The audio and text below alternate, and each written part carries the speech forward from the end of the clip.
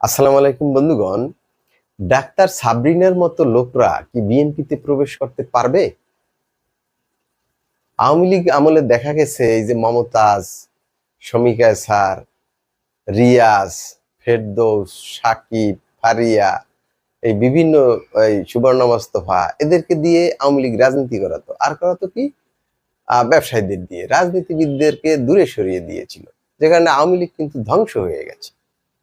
এখন বিএনপিতে ঢোকার জন্য এই টাইপের লোকরা চেষ্টা শুরু করেছে, যে ডাক্তার সাবরিনা আর শহীদ জিয়ার মাজার জিয়ারত করতে গেছে এবং বলে যে সে এমপি ইলেকশন করবে। এখন বিএনপি কি এই টাইপের লোকজনকে নেবে? দলে নেবে না, মনে হয় না যে নেবে, নেওয়া উচিত হবে না।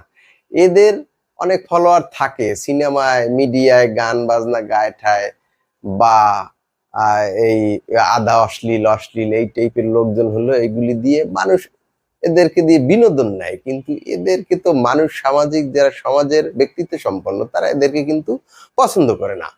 তো এদের বিএনপি নেবে নেবে না মনে হয়। আওয়ামী লীগ নিয়ে ভুল করেছে, আওয়ামী লীগ ব্যবসায়ী এবং এই টাইপের লোকদেরকে নিয়ে ধ্বংস হয়ে গেছে। তাই বিএনপি কি করে সামনে দেখা যায়। ভালো থাকবেন সবাই। আসসালামু আলাইকুম।